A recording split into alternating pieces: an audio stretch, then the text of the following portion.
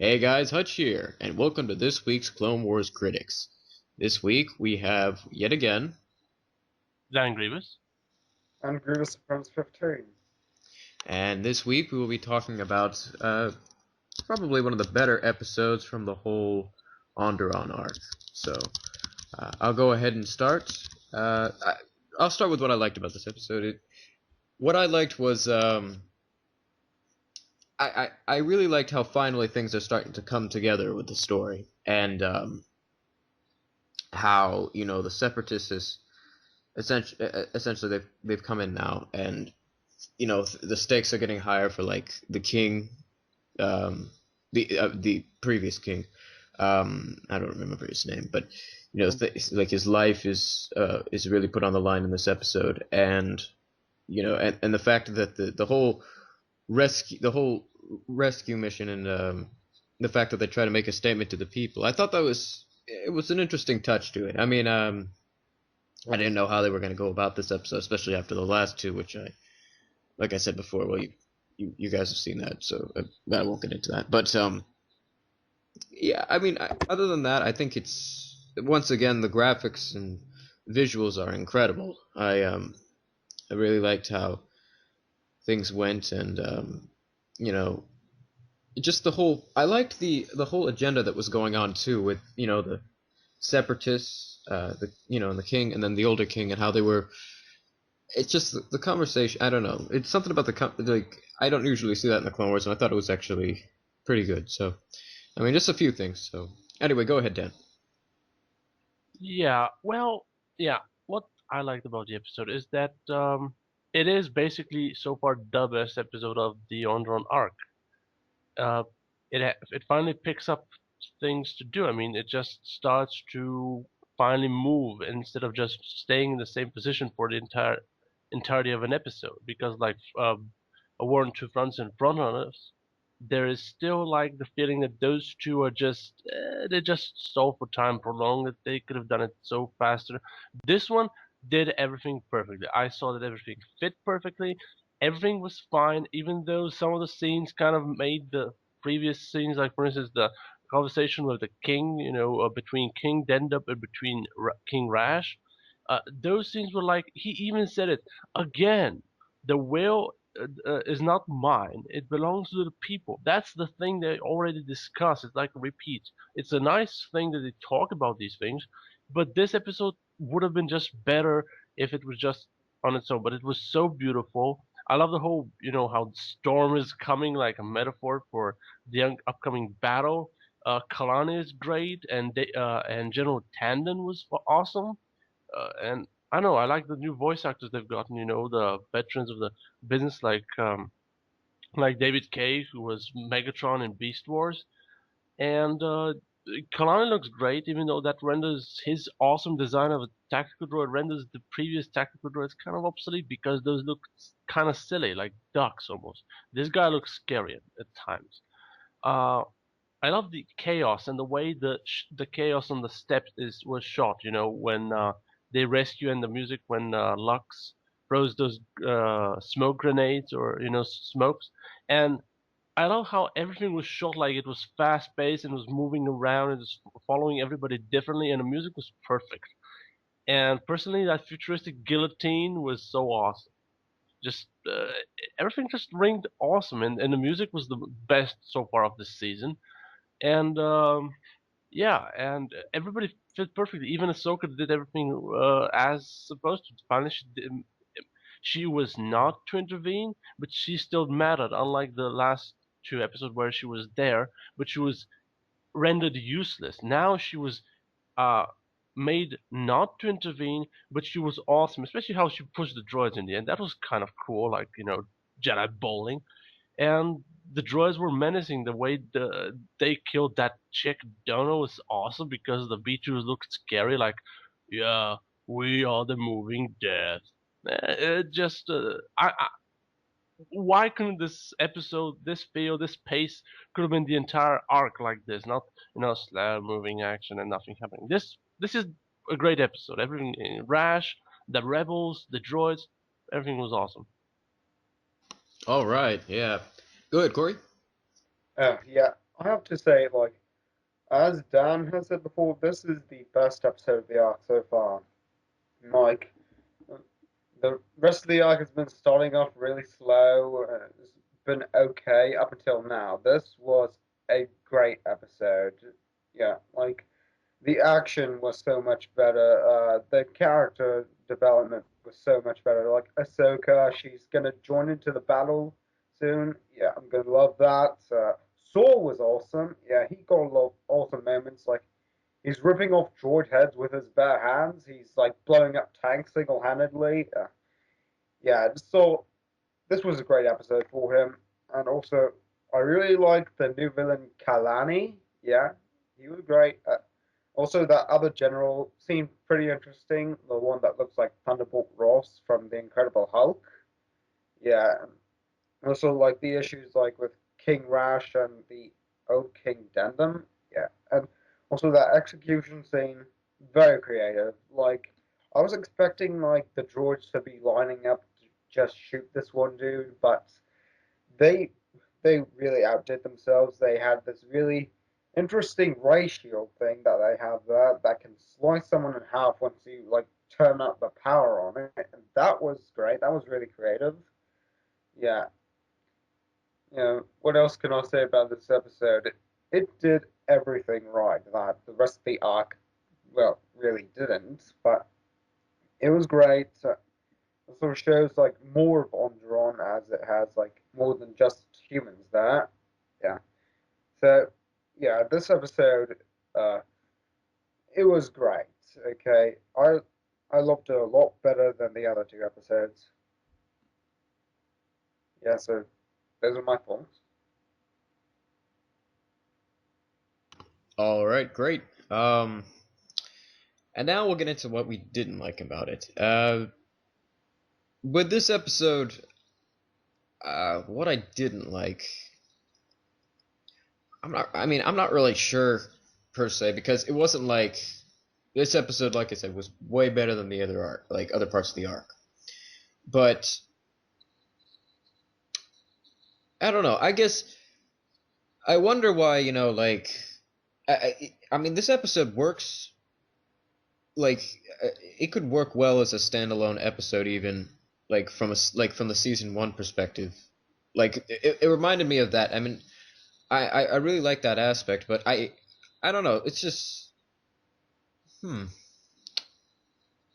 I mean, I'm sure. I mean, I've only watched it a couple of times, so I didn't get much into see anything negative about it. But um, I mean, otherwise, it's kind of hard for me to think of something. I mean, Good thing.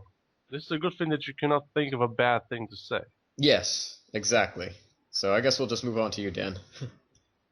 Well, thanks. Well, I have watched it many times so far because the previous ones I've watched them several times, but especially with War of Two Fronts, I get bored and I just it doesn't have rewatch value.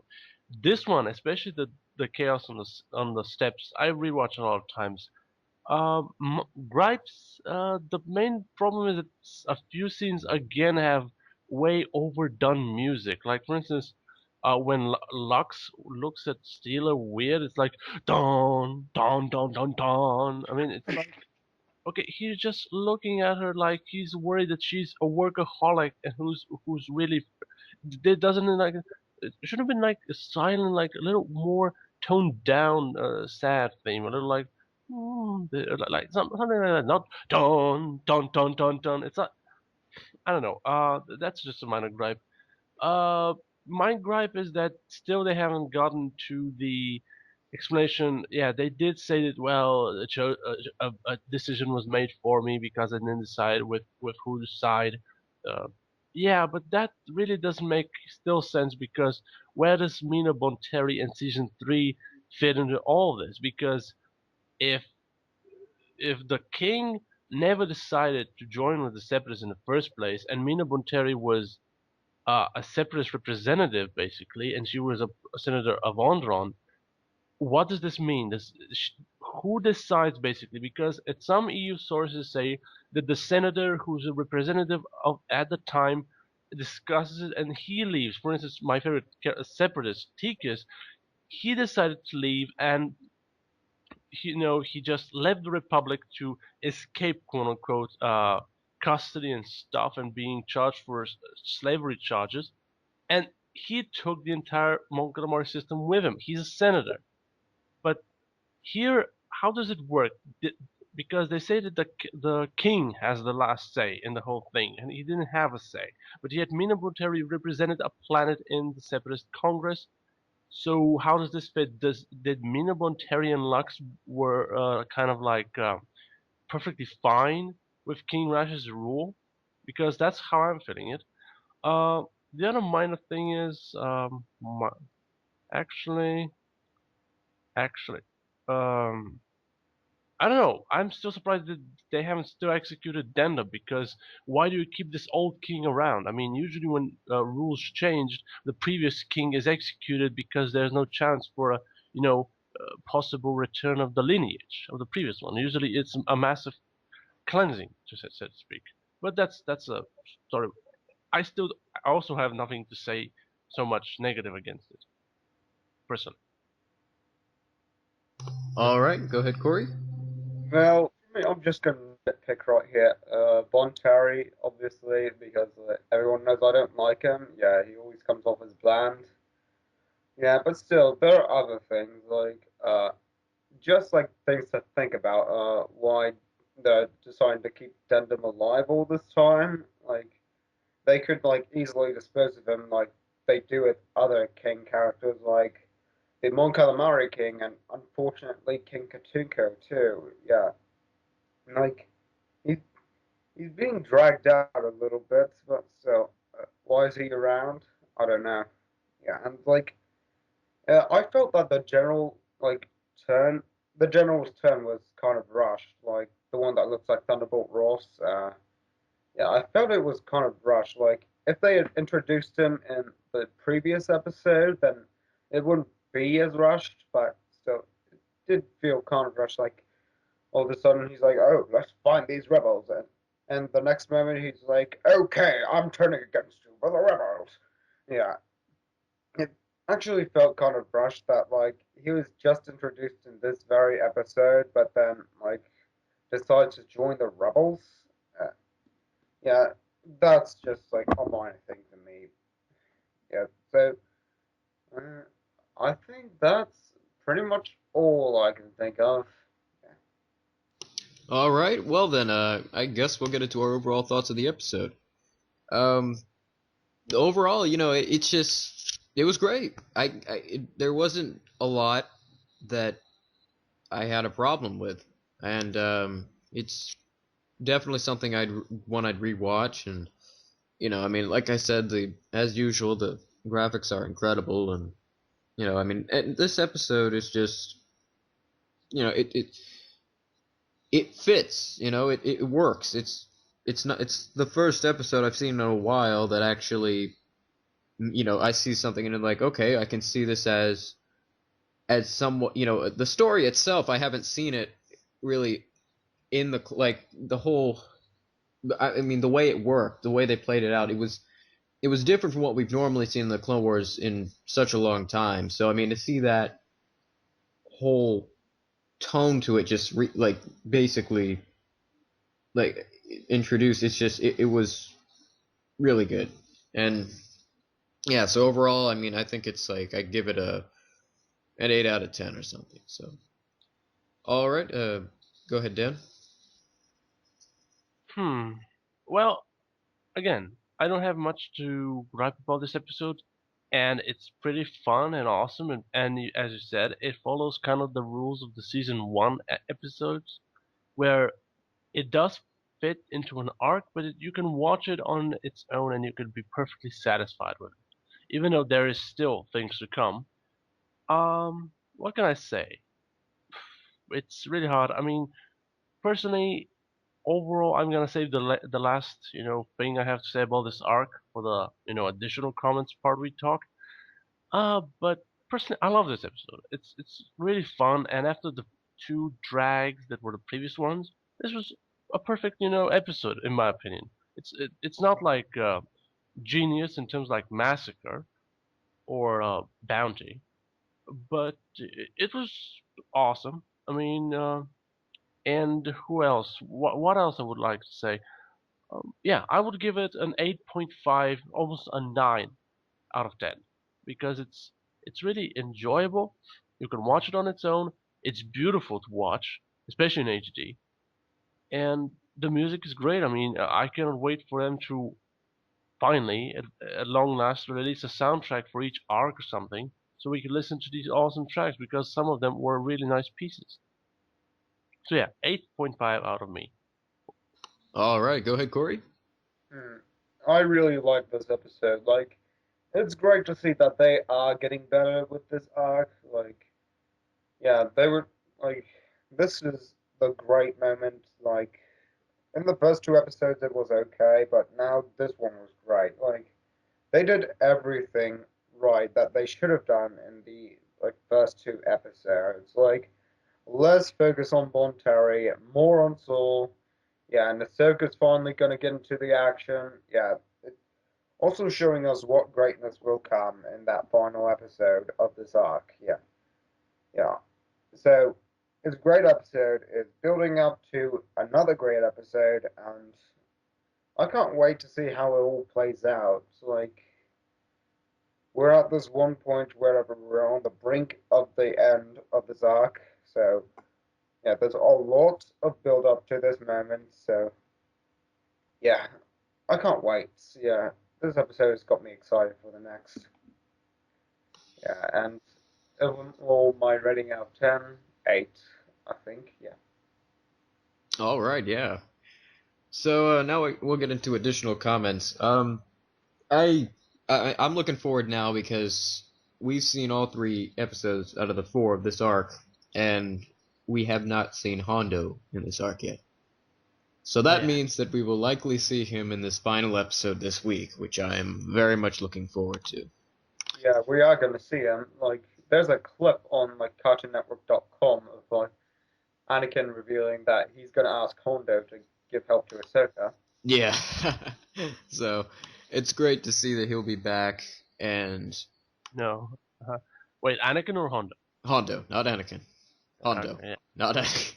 Well, No, it was not good to hear that Anakin's back, but from like a bad, you know, plug for the arc. yeah. But Hondo's fun, but this is my problem with this arc. Um, so we spent two episodes, one on training, one on aimless, stupid attacks at random things, and we've already seen things blow up in the past. We've seen people fighting droidicas. The problem is they've stuck Hondo and Naka. They've stuck a battle. They've stuck droid gunship. They've stuck repelling the rebels. They've stuck the battle. How are they gonna fit all this into one One episode? episode. That Yeah. Yeah. that's because That's a lot of my questions about like some of the episodes in seasons 3 and 4. yeah. Well, that's the thing. If they pushed all the I was gonna curse the stupidity from frontrunners was pushed into, like for instance the first half of frontrunners was the explosion of the generator, and then the episode, the frontrunners is gonna end with, they're gonna say they're gonna execute King Dendup next week or something like that, like they're gonna say, or like they're gonna save it, like they're gonna say when Donald comes and they're gonna like dun dun dun, they're gonna end it like that. But the Right. problem is they they did not. I mean, they could have saved better software. They could have fit Hondo and Aka, and then they could have had the whole, being in, because I'm pretty sure that at least 2 minutes are gonna take the Kronos team to animate and take time for Anakin to ask, well, Hondo, please help Ahsoka. That's gonna take 2 episodes, 2 minutes out of 20, basically 22, Yeah. and we don't have much time. I mean, I want a nice 5 to 6 minute battle at least, not like some short skirmish like the thing over Umbara in Planet of Descent, which was like 17 minutes talking and 3 minutes action, blah blah blah, and then end. It doesn't work like that, and uh, they just the pacing of this arc is the problem. It's a gorgeous arc, but the pacing is really bad because again, it's like a movie, but this is really not good because I've been expecting for these droid gunships to appear, and they're gonna cram them all into this one episode. It's just a little too much, personally, because they're cramming gunships, Hondo, uh, this battle, all these rebels, and Tandon, and Dendab, and Rash, and Kalani, and so on. How are they gonna resolve all this in 22 minutes? It's either gonna feel rash. I really am hoping to see a great episode, but the problem is I would have wanted it because in terms of editing, the thing would have worked if um the saving of King Dendab was the first half of the soft war, and then we have how the rebels are repelled, and 2 episodes end on cliffhangers, and then tipping points is the final straw. The completion of the battle. Right. But uh, I don't know how they're gonna fit this because I'm really hoping for the best. But Hondo, Anaka, and Droid Gunships—that's too much awesomeness for one episode to handle. I mean, and especially one thing I want to point out is that basically that line from the trailer where the real battle is about to begin. That's basically a big screw you to the audience. Waiting 3 episodes and the things are actually gonna begin in the fourth one. That's a problem. I mean, uh, I don't know. It's nitpicking, but I don't. I don't know. I expect at least 2 episodes of gunships. They just look so awesome Yeah. visually. They need to be explored more, not be shown like for 2 minutes, kill a few rebels, a few dozen rebels, and then be shot down by Steel. I don't know. I'm hoping for the best. I know I don't sound like it, but I'm hoping for the best. Yeah. Like could beat Carnage of Crow in terms of epicness. Right. And we're gonna watch this. We're essentially, like you said, to add what you're saying, it's like you're watching these episodes. If you look at it like from a graph perspective, Hmm. you see the rating is just low, and then all of a sudden, I mean, the action and stuff like that. It's just nothing but talking, talking. We get to this one this week, and it was great. But next week, we're just gonna like skyrocket into stuff, and it's gonna be off the scale, and it's not gonna hold together. Uh, I don't know how they're gonna do it. I mean, because if I see a real battle like this, you want to see it maybe play out in another couple episodes or something. That could be good and standalone, like a lot like Ryloth, But again, I mean, the pacing is terrible in this arc. Terrible. It's just you're going one way one episode, then the next thing you know, you're jumping to this point and jumping to this point. It's not balancing it out, and it's completely unbalanced, is what it is. I don't know. Well, it is unbalanced. The problem is that there is nothing happening in the beginning of the arc, and everything is pushed in the end, basically. Right. Because, to be fair, even if the chaos execution scene was so good and it made up for the other kind of episodes, it was still in the end of this episode, the soft war. Yeah, there was action here and there in each part of the episode. It was not just concentrated in the end of the episode, like in A War on Two Fronts, which was no war. There was basically 2 minutes of the droids stumbling. Oh, look, rebels! Let's kill them. I mean, it's like it just uh, I don't know. Personally, sometimes I feel that they take their efforts into one special arc or something or episode, and they kind of like how to say it. 30 Rock reminded me of this term. They just tank it. Basically, uh, like personally, I think they're focusing all their effort on the Darth Maul arc, which is coming later this season. Right. Yeah. They're like tanking every other arc. Like it's like, well, people are gonna see the highlight. No, this is not how you do it. You don't put all your effort into one arc and then you put like 30% effort into the other arc. You have to have effort into the others because Revival was genius, but it's part of the Darth Maul arc. And right after it ended, we got bored at War on Two Fronts. That's the same thing like last season, where they put all their efforts in Carnage of Krell, and before that there was like almost nothing, even though people say that the entire arc was genius. But before that we had the droid episodes of season 4, and after that we had the Zagini episodes that were 50-50 good, which were awesome for as in terms of villains, but in terms of action were like it's like so that's my problem. It's like they focus on one episode per arc to make genius, to make up for the lameness of others. It's like Carnage of Krell personally had to make up for Planet of the Descent, which was 17 minutes long of talking, which in terms of making a movie, it's stupid. Even an episode, it's stupid to have action oriented show having 17 minutes of talking, especially like about clowns' feelings. I mean, I Yeah. understand more important, uh, and that's what worries me here. I don't want this arc because this arc could have been genius personally. If they just killed off the king and made it a different setting and explained it better, because it's just turning into a revamped version of the Mon Calamari arc. Because we again had an execution scene in the public like we had with Lee Char, but except for instead of sharks trying to kill a prince, we had uh, a modern, a sci-fi guillotine to execute an old king that I still don't know why he's alive. And again, it's all about making an example, and it's just really just complicated. It would have been just easy if this arc, just this episode alone, introduced the gunships and Hondo. The rebels got their supplies, and the next episode, the entire thing is the battle.